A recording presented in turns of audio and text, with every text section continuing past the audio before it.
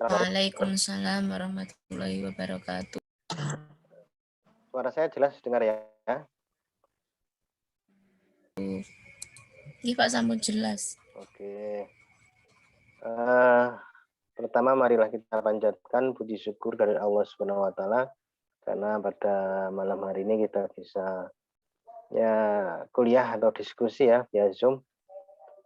Kita belajar bersama. Semoga ini menjadi bagian kita untuk beribadah kepada Allah Subhanahu wa taala. Jadi niatkan bahwa Zoom meeting malam ini kita adalah untuk menuntut ilmu sehingga dimudahkan ya. Dimudahkan oleh Allah dalam segala hal ya. Man salaka thariqan yaltamisu fihi ilman sahalallahu bihi ilal jannah. Barang siapa yang berniat untuk menuntut ilmu, maka Allah akan memudahkan urusan kita, memudahkan kita masuk ke dalam surganya Allah. Baik teman-teman, hari ini kita akan belajar tentang struktur modal dan dividen ya. Jadi kalau studi kelayakan bisnis itu salah satunya kita harus tahu ya, tentang modal ya. Bagaimana cara menghitung modal, kemudian bagaimana mencari modal ya. Modal itu apakah modal sendiri atau modal bersama atau modal patungan ya. Yang jelas kita harus bisa menghitung modal yang kita gunakan, kemudian keuntungan dalam bisnis itu bagaimana, pengembalian modal atau break even poinnya sampai berapa bulan ya, sehingga ada ada perhitungan, ada target, ada perincian dalam kita menjalankan bisnis. Nah, akan saya share screen share.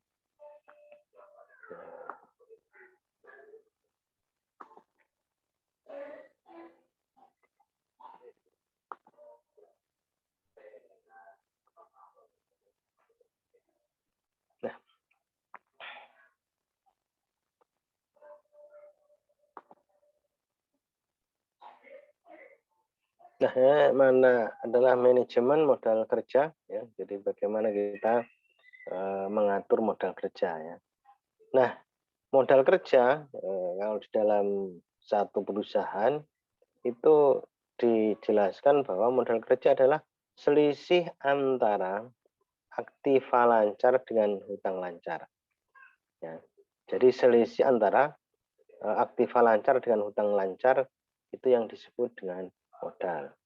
Dengan demikian modal kerja merupakan investasi dalam kas, surat-surat berharga, piutang dan persediaan dikurangi hutang lancar yang digunakan untuk melindungi aktiva lancar.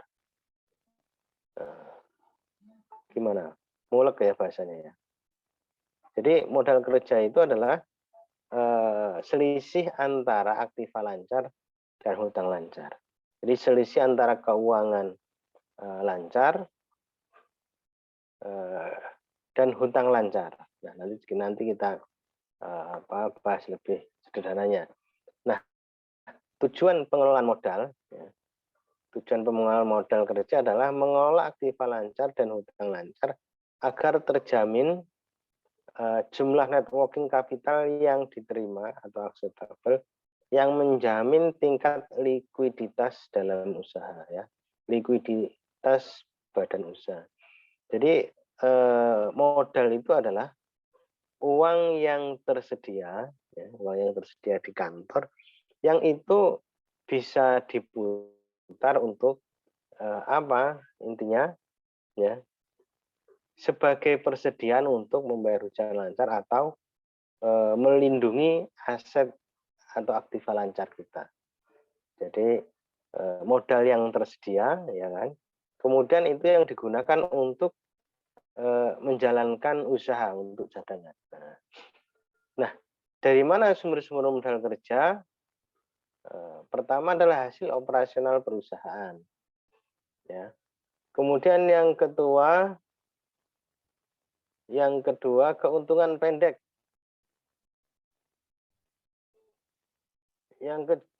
selanjutnya adalah penjualan aktiva tidak lancar. Yang selanjutnya adalah penjualan saham atau obligasi. Jadi adalah sumber-sumber modal kerja kita. Jadi hasil operasional perusahaan maksudnya hasil operasional perusahaan itu yang sudah berbentuk uang. Ya. Keuntungan jangka pendek. Nah, keuntungan jangka pendek misalnya kalau perusahaan itu melakukan pembayaran, ya bulan itu juga dibayar, bukan keuntungan jangka panjang. Aktiva lancar, ya penjualan aktiva lancar, penjualan produk yang langsung bisa diterima oleh perusahaan, atau penjualan saham, ya penjualan saham itu penjualan langsung, ya, sehingga masuk dalam bulan itu juga. Nah ini adalah sumber-sumber modal, ya yang bisa diambil oleh perusahaan.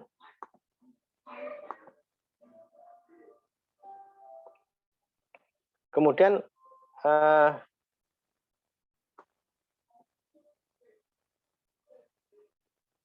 pembagian modal kerja, ya.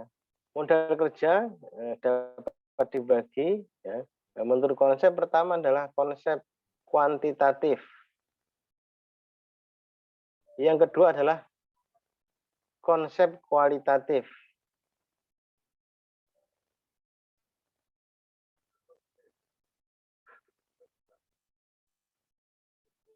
Yang ketiga adalah konsep fungsional. Ya, ada modal kerja itu ada tiga, ada konsep kuantitatif, kualitatif, dan fungsional. Nah,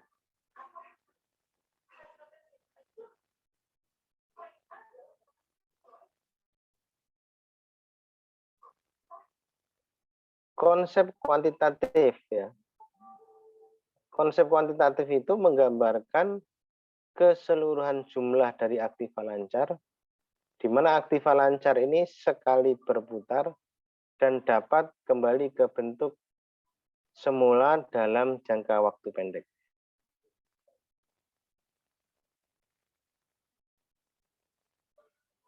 Jadi modal kuantitatif itu adalah menggambarkan keseluruhan jumlah dari aktiva lancar, di mana aktiva lancar ini sekali berputar dan dapat kembali ke bentuk semula dalam waktu yang pendek. Kemudian yang kedua adalah konsep ini disebut modal kerja bruto atau gross working capital, ya. Jadi karena pertukaran perputaran modal itu cepat, maka disebut dengan gross working capital.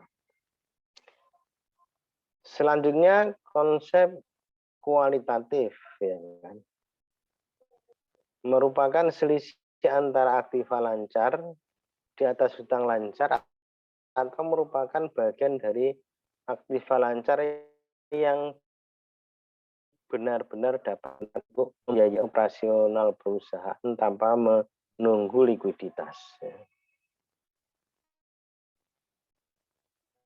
Kemudian konsep ini disebut dengan modal kerja neto atau net working capital. Kenapa? Karena merupakan selisih antara aktiva lancar dan hutang lancar yang merupakan sebagian aktiva lancar yang benar-benar dapat digunakan untuk biaya.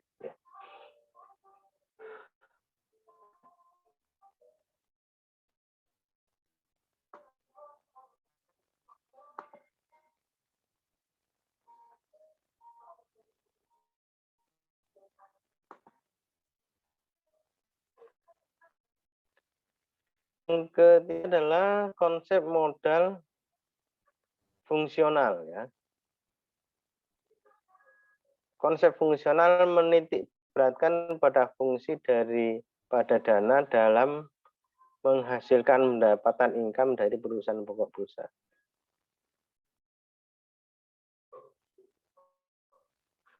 Menitikkan pada fungsi dari dana dalam menghasilkan pendapatan dari usaha pokok perusahaan. Yang kedua adalah menghasilkan pendapatan pada periode akuntansi dan periode masa depan. Jadi fungsional itu maksudnya dana itu bisa diperoleh lagi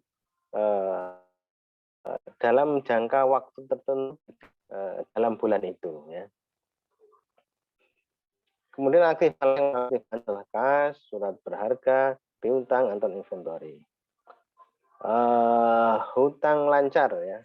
Hutang lancar itu adalah hutang jangka pendek yang hutang wesel, hutang peniagaan, hutang pada bank lain yang kurang 1 tahun.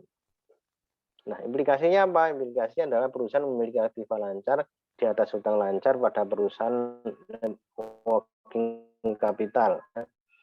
Penggunaan modal kerja semakin besar current aset dapat menutupi current likuiditas atau current liabilitas. Semakin besar kemampuan perusahaan untuk membayar hutangnya maka semakin liquid. Ya. Pada kenyataannya putaran kas masuk ya atau cost flow dan putaran kas keluar outflow tidak selalu sinkron ya. Tetap perusahaan harus mempertahankan net working capital agar tetap liquid. Kelemahan modal kerja ya. Kelebihan atas modal kerja mengakibatkan kemampuan laba menurun sebagai akibat lambatnya perputaran dana perusahaan. Kemudian yang kedua menimbulkan kesan bahwa manajemen tidak mampu menggunakan modal kerja secara efektif dan efisien. Ya. Kemudian yang ketiga, jika modal kerja tersebut dipinjam dari bank, maka perusahaan mengalami kerugian karena membayar bunga bank. Kebaikan modal kerja ya, atau modal kerja yang cukup ya, melindungi kemungkinan terjadinya krisis keuangan guna membenahi modal kerja yang diperlukan. Kemudian merencanakan dan mengawasi rencana perusahaan menjadi rencana keuangan di dalam jangka pendek. Kemudian yang ketiga menilai kecepatan perputaran modal kerja dalam arti yang menyeluruh. Kemudian membayar atau memenuhi kewajiban jangka pendek sesuai dengan jatuh tempo. Kemudian selanjutnya memperoleh kredit sebagai sumber dana. Ini kalau perusahaan lancar mudah memperoleh kredit. Kemudian memberikan pedoman sehingga tidak dapat keraguan manajemen guna memperoleh efisiensi yang lebih baik. Nah, tipe modal kerja ya. Jadi modal kerja permanen, primer, normal, variabel, musiman, siklis, dan darurat. Ya, ini kalau kita lihat tipe modal kerja ya, dilihat dari fungsionalisasinya. Implikasinya apa? Modal kerja dapat dibiayai oleh, nah ini modal sendiri, hutang jangka pendek, hutang jangka panjang. Kemudian yang kedua, pemilihan sistem pembelanjaan didasarkan pertimbangan laba dan rasio. Prinsip pembelanjaan.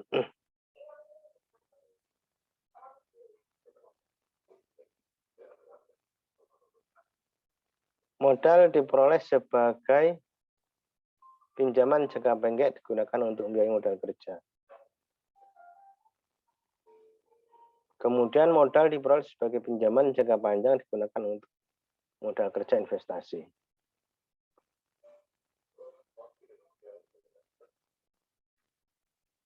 Laba perusahaan dapat meningkatkan dengan dua cara.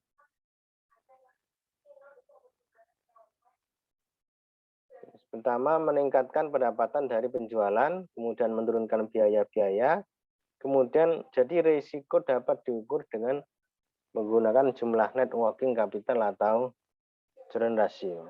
Semakin besar jumlah net working capital, semakin liquid atau semakin kecil tingkat rasionya. Profitabilitas dan risiko ya. Jadi probabilitas atau kemampuan menghasilkan laba diukur dengan revenue dikurangi biaya. Risiko diukur dengan profitabilitas perusahaan tidak mampu membayar hutang atau technical insolvent.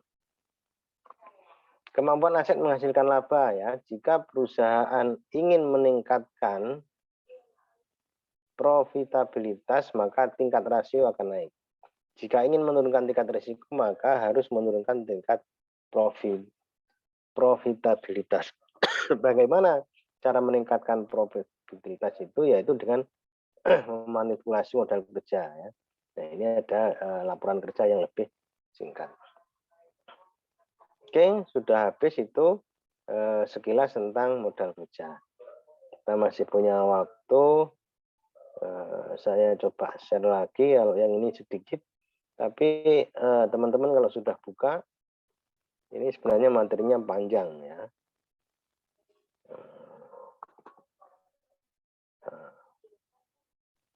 Ya, yaitu kebijakan dividen. Nah, tapi ini saya juga kurang begitu menguasai. Nanti kita diskusikan dan kita pelajari bareng-bareng ya. Kebijakan dividen atau dividend policy ya. Dividen itu apa?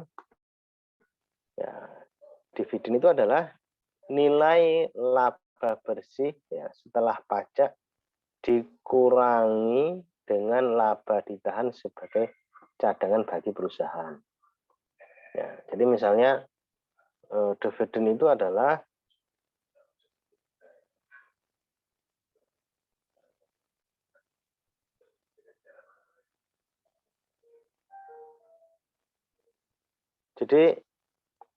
dividen itu laba bersih ya setelah dipotong pajak ya. Nah, dikurangi dengan laba rasio ya. Misalnya perusahaan punya keuntungan 100 juta ya. Keuntungan 100 juta kemudian ya, 100 juta kemudian dipotong pajak ya. Pajak taruhlah misalnya 15% ya. Berarti masih 85 juta ya. Atau karena lain-lain ya, ada BPH, BPN kena 20%, tinggal 80%. Nah, dikurangi laba ditahan sebagai cadangan. Nah, biasanya laba ditahan itu berapa? Itu 20% ya. Berarti kalau 20%, 2 kali 20%-nya yang jadi 80 berapa?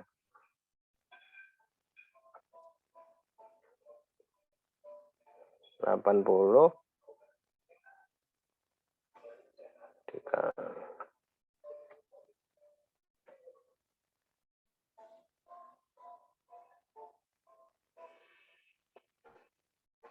16 ya, berarti 74 juta yang dibagikan ke bersih 74 juta ya. Jadi kalau misalnya pajaknya tadi 20 juta, kemudian dikurangi laba ditahan ya sebagai cadangan. Biasanya kalau perusahaan itu laba ditahan itu nilainya 20% dari nilai bersih ya, nilai perusahaan, hasil laba perusahaan. Sehingga yang bisa dibagikan adalah yang dimaksud dividen yang akan dibagikan kepada pemegang saham jumlahnya 74 juta. Dividen dibagikan kepada pemegang saham sebagai bagian keuntungan dari laba perusahaan. Cadangan dari EAT ya kan.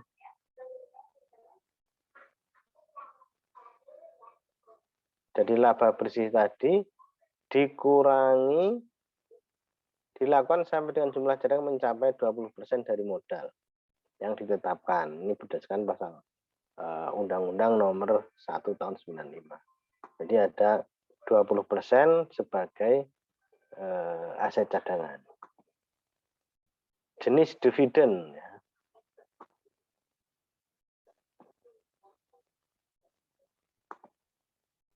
Jenis dividen tunai atau cash dividen. Kemudian yang kedua stock dividen.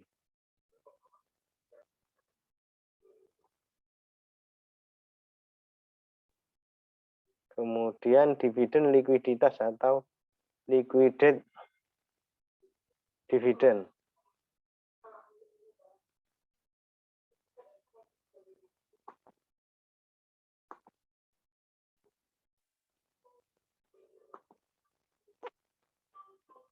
Jadi dividen itu ada cash, ada dividen saham, ya, ada liquidate atau distribusi kekayaan kepada pemegang saham berupa aset atau apa yang bisa dibagikan. Selanjutnya stok dividen ya. Jadi kalau dividen tunai sudah jelas ya. Kalau stok dividen dalam bentuk saham dengan proporsi tertentu. Ini rumusnya ya. Nah, nanti kita lihat contohnya. Nah, ini contoh stok dividen ya. Bulan Juli 28 PT Suparma ya membayar dividen saham dengan rasio 100/80 dengan nilai nominal 1.000. Harga pasar satu saham adalah 1.100. Berapa nilai dividen yang dibayarkan?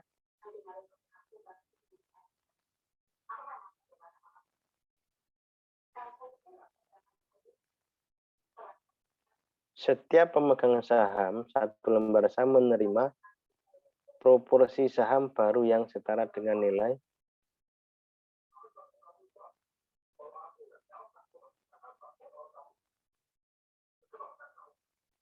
setiap pemegang saham, satu lembar saham menerima proporsi saham baru yang setara dengan nilai 880. Nah,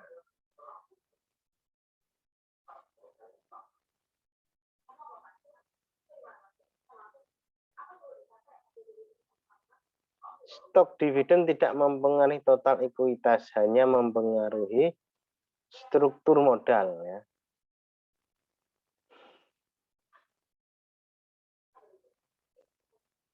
Contoh struktur modal sebelum stok dividen adalah, nah ini contohnya ya, nanti dipelajari lagi ya.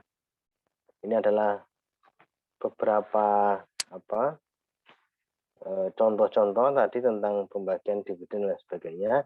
Intinya ini hanya ingin memberi gambaran bahwa kepada teman-teman ketika kita membuat satu proposal uji kelayakan bisnis, maka kita harus bisa menghitung ya dividen atau hasil.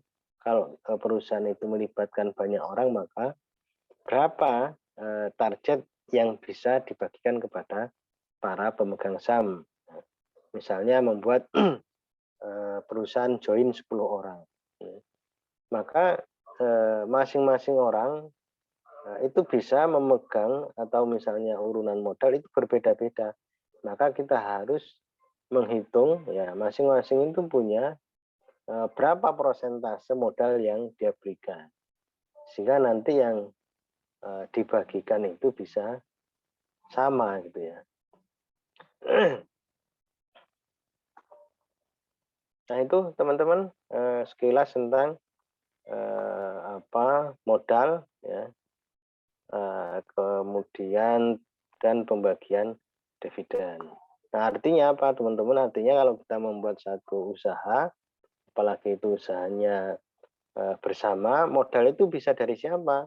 Bisa modal sendiri, bisa modal patungan, atau bisa melibatkan publik. Modal patungan misalnya membuat usaha 5 orang, 10 orang, 2 orang ya. Kalau misalnya lebih sedikit orang yang dilibatkan, mungkin lebih mudah dalam pembagian sahamnya, pembagian hasil usahanya. Akan tetapi kalau sudah kalau patungan itu biasanya dibatasi ya jumlah modalnya.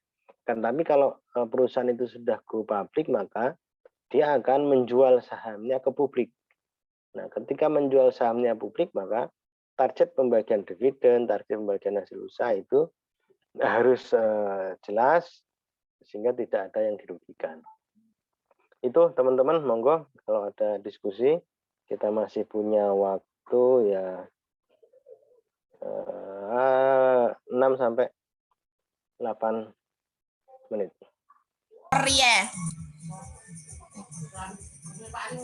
Assalamualaikum Pak. Jadi, Saya Kiki Mardiana. Mbak Kiki ya. Oke. Nggih.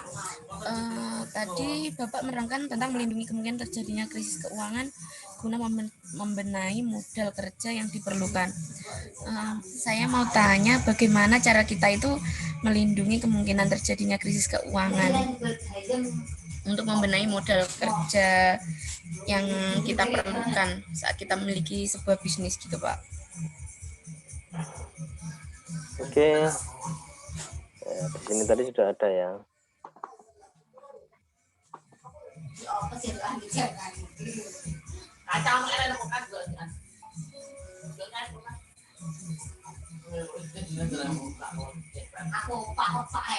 Biasanya kan selama mencoba memiliki bisnis itu lebih banyak minusnya. Ya, jadi ini ada apa namanya mana tadi kelemahan modal kerja. Nah, jadi di sini ada kelebihan atas modal kerja. Ya. Yang satunya nah, ini satunya kelebihan modal kerja. Kelemahan modal kerja.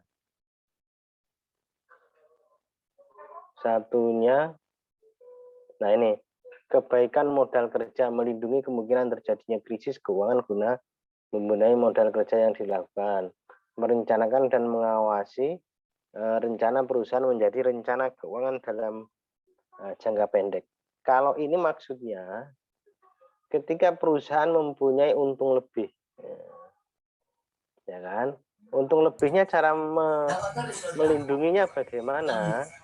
Jadi teman-teman harus menyisihkan kalau perusahaan itu minimal ya menyisihkan hasil perusahaan itu 20% untuk cadangan dalam bentuk apa? Dalam bentuk bisa cash money. Bisa dibuat deposito, bisa dibuat apa ya? Pokoknya simpanan yang atau simpanan jangka pendek ya, yang itu bisa sewaktu-waktu diuangkan begitu.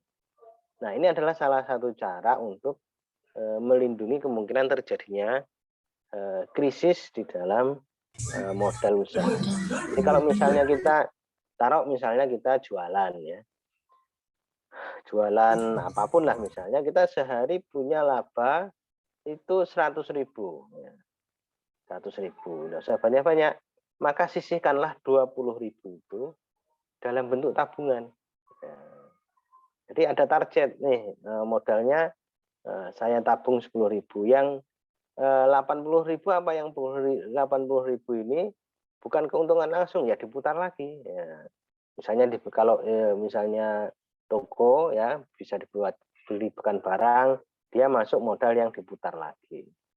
Nah, sehingga kita punya cadangan. Cadangan apa? Cadangan modal.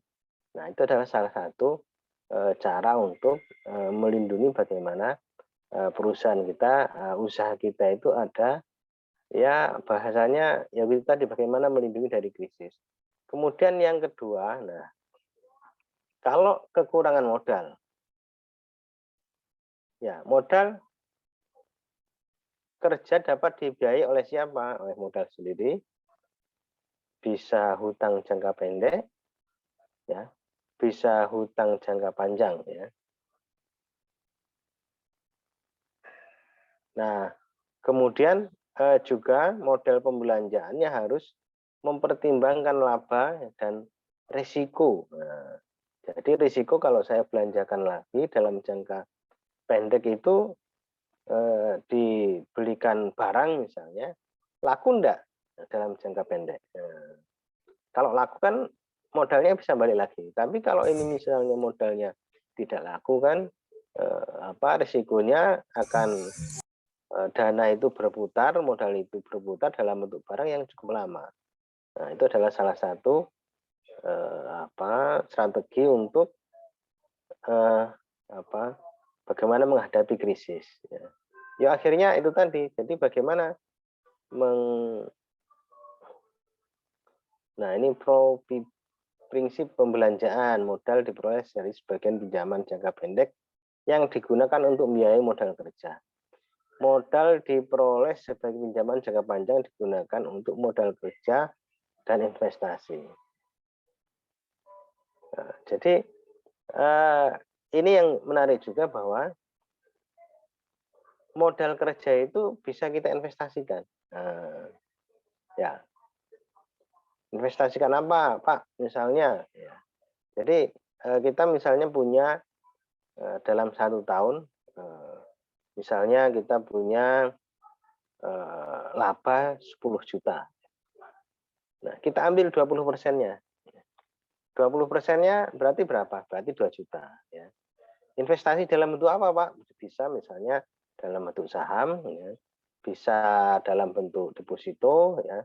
Bisa dalam bentuk apa lagi? Ya, investasi yang lain. Nah, carilah investasi yang aman. Ya, kalau sekarang masih ramai orang membeli aset kripto, ya belikan misalnya kripto ya currency, ya Bitcoin, ya Doge, ya kalau teman-teman mengenal itu, nah itu kenaikannya berapa dalam waktu 2 bulan, 3 bulan, ya bisa 50%. Ya kan? Kalau misalnya itu 2 juta, dalam 2 bulan kenaikannya taruhlah 50% saja berarti sudah 3 juta. Nah, artinya apa? Artinya modal itu modal cadangan kita itu juga bisa berkembang. Jadi bukan hanya stagnan dalam bentuk simpanan, akan tetapi bisa berkembang.